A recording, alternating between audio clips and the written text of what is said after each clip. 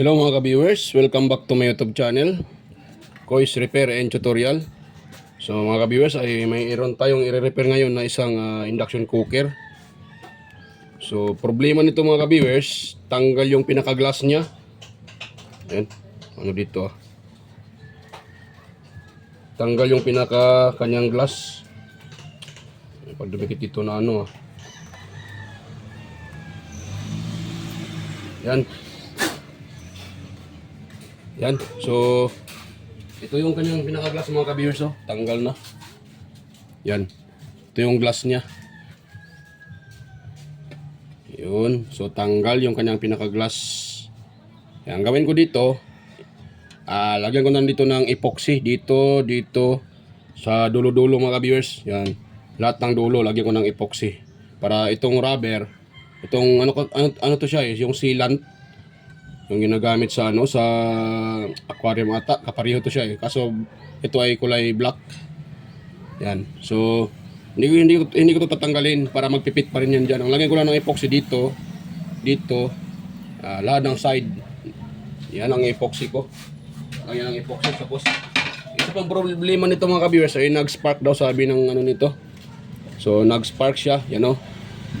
Ang problema pa nito ay nag-spark tuwing ginagamit dito, nag-spark. Kung nakita nyo naman, yung kanyang wire ay nasunog na yung pinaka-insulator. Yan, nakita ba? Ayan o. Yan o. Sunog na yung insulator.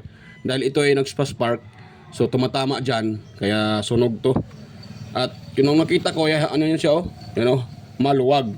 Yan o. Maluwag siya. Maluwag. Kaya, ang gawin ko dyan, i-crimp ko yan ulit. Tsaka lagyan ng ito. Ito ang ilagay ko. Yan. Shrinkable tube. So, hahatakin lang natin ito mga ka-viewers bago tayo maglagay dito ng epoxy dito. So, ito muna ang i-repair natin. Ayan, hahatakin lang. Tapos, lagyan natin ng shrinkable tube. Yun. Tapos, ito ay i-crimp natin ng konti. Yun, ganun. Tapos, pag na siya, higpitan natin ng tawag dyan, plies. Nasobrahan na, hindi na maipasok. Nasobrahan lang. Yan natin ang shrinkable tube para mas lalo pang hihigpit yan at hindi siya mag-spark dahil mayroon na siyang shrinkable tube. Natunaw kasi yung niya, natunaw yung kanyang nakalagay dito dating shrinkable tube. Natunaw. Kaya nag-spark, siya, naglulos at yun ang dahilan na nag-spark. Yan, mapasok ka. Yan, napasok na. Kuha tayo ng tawag dyan, plies. Ipitin natin para mas lalo siyang hihigpit. Yun. So mahigpit na siya mga ka-viewers. Ngayon, kuha lang tayo ng ito. Natin yung shrinkable tube. Yan. So, yan natin yung shrinkable tube.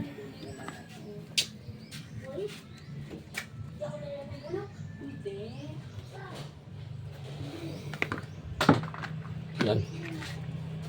So, kuha lang ako ng mga ka-viewers, posporo. Yan. At iinitin natin yan. Hindi ako hindi ako nakapag-init ng soldering iron. So ito lang posporo. Yan. Ay, napalong pa at pa ata. Ang importante lang naman dyan ay liliit yung shrinkable tube para magpipit siya dyan. Ako, napalong ubos tong posporo ko nito.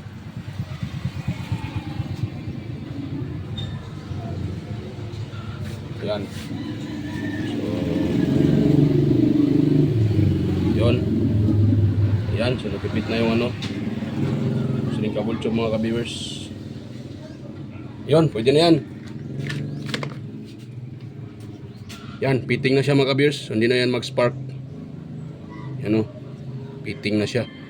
Ngayon naman, ito, lagyan ko ulit ito ng ng cable tie. Tinangan ko yung cable tie kanina dyan . Kasi para hindi mahirap, kasi mahirap ipasok yung shrinkable tube. So nga pala mga viewers, kung bago lang pala kayo sa aking channel at kayo po ay napadaan lang, so huwag niyong kalimutang mag-like, mag-share at higit sa lahat, paki-subscribe na rin para at ilagay din sa all. Pindutin yung bell button, ilagay sa all para updated kayo palagi sa mga video tuwing ako nag-upload ng ganitong klaseng tutorial about sa electronics, about sa pagkukumpuni. So yan. Ngayon, tapos na yan mga ka-viewers dahil may shrinkable tube na. So ang gawin naman natin ngayon, anong tawag dyan? Hindi naman nabalatan tong wire. Hindi naman lumalabas yung kanyang tawag dyan. Hindi naman lumalabas. Yung insulator lang medyo nasunog konti dahil sa spark dito. Dahil maluwag to siguro tuwing hinahatak ata siguro nila itong kanyang pinaka wire. So naglulos. Kaya yun, spark siya. So okay na yan siya. Yun. Ngayon, ang ilagay naman natin ngayon dyan ay yung pinaka epoxy. Ito lahat ng dulo, lagyan natin ng epoxy mga ka-viewers. Ayan, muna. Madumi yung kamay ko. Ang dumi ng ang dumi ng induction cooker. Hindi lang nalinisan. Dumi sa kamay. Yun. So, yan. Ilagay na ako ng Ito mga pala mga ka-viewers, ang ginagamit kong epoxy dito. Yan, minimix ko na siya. Medyo na siya, tumigas na konti. So, minimix ko na siya para hindi na tayo hindi na tayo matagalan pa. So ang pag-mix pala nito mga kabirsa, dapat kung gaano kadami yung hardener, ito yung hardener, ganoon din kadami itong isa, itong resin niya, itong resin at saka hardener, kung gaano kadami din itong resin nilagay nyo, ganoon din kadami itong hardener para sakto yung niya, para titigas yan siya. Yan. So hindi natin lagyan lahat para pa din. Dito lang natin lagyan sa may dulo, sa dulo. Yan, dyan. Yan, lagyan natin dyan. Yan. Tapos, nahulog pa ata. Yan, dito din sa kabila mga viewers, lagyan din natin. Bago natin ipatong tong kanyang pinaka-glass. Yan. Dito din, lagyan din natin. Yun, pwede na yan siguro siya. Tapos dito din sa kabila, yung apat na side lagyan natin. Ganun lang man ginagawa ko dito pag nag-repair ako ng ganito na natanggal. Ito lang, apat na side ang nilalagyan ko. Tapos ko yan ng rubber para mape-press siya. Kasi pag hindi mo dyan ng rubber, talian, so aangat yung pinaka-glass. So hindi yan hindi yan mag-level dito. Dapat mag-level yan dito aangat yung pinaka-glass. So pangit tingnan. Dapat mag-level yan siya. Yan. So lagyan lang natin to dito ng epoxy mga viewers.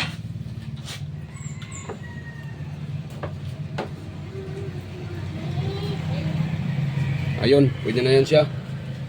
So naparamihan ko konti, may sobra pa. Excuse me po.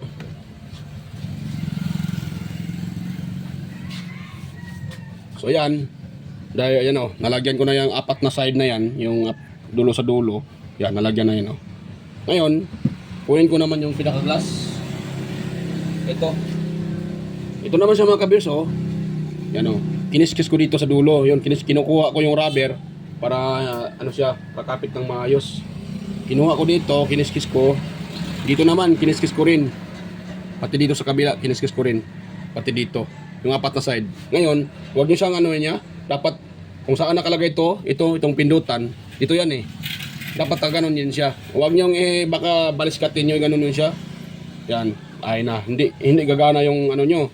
Hindi gagana yung inyong induction cooker. Dapat kung saan to nakalagay yung sensor to itong parang alambre, yung parang spring, sensor yan.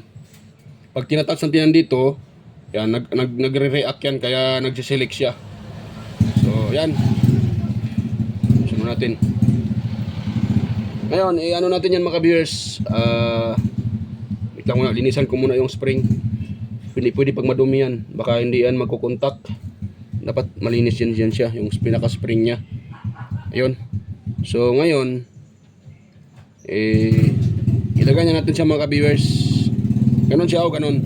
Kung saan to, dapat yung saan may pindutan na yan, tatapat yan dito sa anim din na ano, itong anim na to. Yan. So, dahan-dahan lang mga ka-viewers. Ganun lang siya. Yan, dahan-dahan lang tapos wait lang mga ka-viewers ha. So yan, pasensya mga ka-viewers, na-post ko sandali. So may nagtanong may customer na paparating at nagtanong, kaya pinapost ko sandali. So ayan mga ka-viewers, itong gawin natin dito, ito tatalian ko sa gitna para ano yan siya, tawag dyan, magpa-flat, mag-level. Yan o, katulad yan o. Kasi pag hindi yan level, pangit tingnan at saka dapat ay tatama doon sa itong saan tayo magsiselect, dapat yan tatama doon sa ano. Kailangan tatama yan doon sa sensor, kaya i-level natin kasi pag hindi to naka-level, hindi ano siya, so baka hindi tatama yan, ay useless. Yan, talian natin mga ka-viewers ito sa gitna. Tingnan natin ang ito. Yan. Ganun lang natin.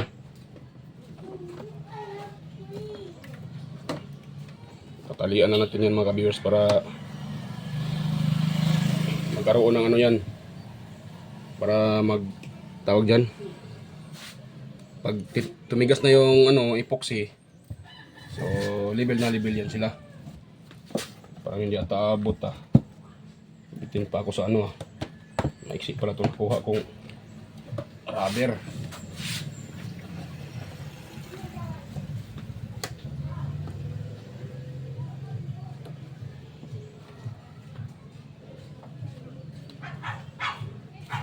Ito po, napaka-iksi ko Inay, ito po. Wait naman mga ka-viewers, dugtungan ko muna to, maiksi itong rubber ko So kuha muna ako ng dugtungan ko yan. Kumakalas kasi maiksi yung rubber. Kailangan dalian ko yan kasi pag tumigas na yung epoxy, nako mahirap na yan, di na yan dumikit. Hindi na didikit yan mga ka-viewers pag matigas na yung epoxy. Mintas basa pa yung epoxy, kailangan natin madaliin yung pag nito. Para timing titigas yan, so didikit na yan siya.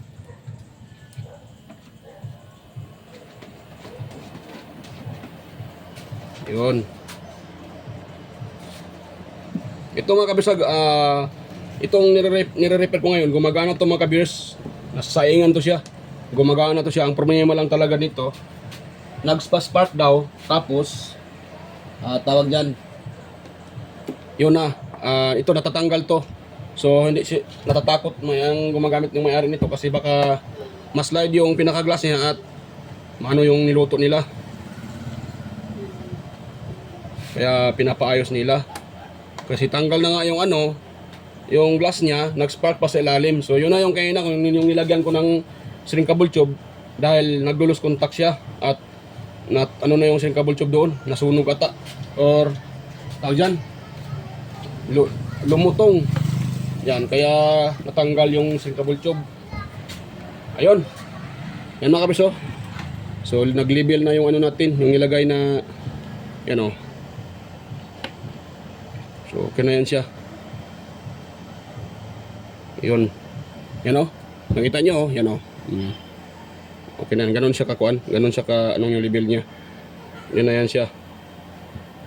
Tsaka yung iba nga nito mga kabis, yung iba nito na nabiak to dito, ito nabiak. Ang ginawa nila, ang nilagay nila dito, tiles. Pwede din yung tiles ilagay dyan kung sakaling nabiak yung ganito nyo. Pili-bili lang kayo or hanap kayo ng tiles sa pwede din gawing yung tiles. Yung manipis lang na tiles, huwag yung makapal naman masyado. Yung hindi lang masyadong, yung manipis lang konti na tiles, yun yung lagay dito. Yan, para pwede kayo makasaing. Ang problema naman ano yon? Patsambahan na lang yung pagtupag, ano dito, ang tawag dyan. So, ganun lang mga ka-viewers. So, ito ay ano na siya. Tapos ko nang natalian. At ilang ilang oras siguro, mga 2 oras o 1 oras ba. Didikit na to siya. Matigas na tong nilagay ko na epoxy.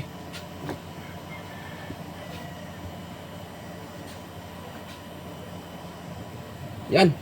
So, ganun lang kasimple mga kabis ang pag-repair ng ganung senaryo na natuklap yung kanyang epoxy lang. Bili lang kayo ng epoxy.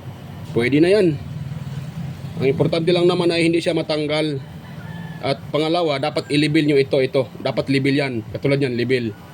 Kasi pag hindi yan label, nako, baka magluloko yung sensor. Isa din yun sa dahilan. Magluloko yung sensor. Hindi siya label. Dapat label yan. At gagamitin yung epoxy. Ako, ito lang ginagamit ko. Hindi ko to pinopromote itong brand na to. So ito ang ginagamit ko na epoxy. Pang dyan. Yung brand niya. Yan, ito ganito. Kahit anong brand siguro, basta epoxy. Pwede nyo gamitin. Pang dito. Or kung mayroon kayong yung katulad dito, yung silicone. Ito kasi yung ginagamit nila, ay to siya, silicone. So, silicone to mga kabers, yung silicone. Nilagyan nila ng silicone dyan. Yan, para didikit to at usually, hindi siya pero sa katagalan kasi, matuklap lang kasi yung silicone. Sa katagalang gamit, matutuklap yung silicone Pero, ang paglagay nyo ng epoxy, huwag nyo lagyan ng epoxy lahat Ito kasi tekniko. Kasi dito lang man yan titigas sa dulo. Yung sa gitna, parang pa rin yan, medyo malambot siya, soft siya. So, yun ang tekniko. Dito ko lang nilagyan ng hindi na yan natatanggal mga kabers. Pag yan ay titigas, hindi na matatanggal yung silicone. So, yan, mga ka-viewers. So, bago tayo mag-end ay mega love shoutout pala sa inyo, sa mga silent viewers natin dyan, sa mga organic viewers, subscribers, new subscribers, old subscribers, ayan. Mega love shoutout po sa inyong lahat, sa mga sumusuporta, lahat na sa sumusuporta sa aking channel at nanonood sa aking mga upload. Yan, mega love shoutout po sa inyong lahat. At ako po ay taos pusong nagpapasalamat sa inyo, sa inyong suporta sa aking munting channel. Yan, sa panonood nyo sa aking mga video, thank you talaga mga ka-viewers. Yan. So, salamat po, salamat.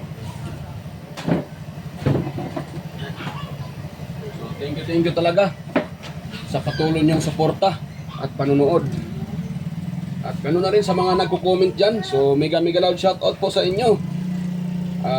Sa inyo, Sir John Santiano, Sir Alex Paroni, Sir Randy Trinidad, yan. Sir Toxic Gaming, Sir Ryan De Leon,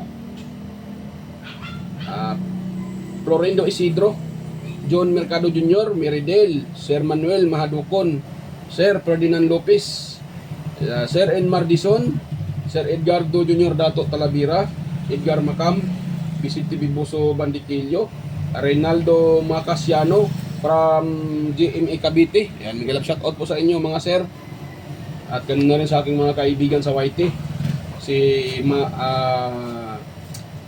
Maya Vlogs, Andy Rabino to, Inting Butingting, Andy Rabino TV Tech, Andy Tech, Teletech Chair, West Jojo Tech, Ricardo Bernardo, Fix and Review, Yoda Tech TV, Junpit Technician, Rodolfo Studio, Ortec TV, Yoyong's Repair and Tutorial, Tactics PH Official, Tones by Vlog, Jimenez Iban Vlog, Film Country Living, GeoG's TV, White Fairy, Horseshoe TV, Bullet Train Channel, GEG Channel, Soktik TV, Kerry Mendoza Vlogger, Chris Perez Vlog, Royal San Andres, EdgeTech TV, GFC TV, International Key Trackers, Cebuanang Amaw, Jos Electrical Vlogs, Roadshow Fishing Adventure, Mercy Werham, Amigos Amigas, John Engracia, Chona Incabo, Leotech, DJS Channel, Tiger Seed TV, Indites TV, Lex TV Official, ayan, may grab shoutout by Jeros Florex Miss Vlog, The Burton Channel,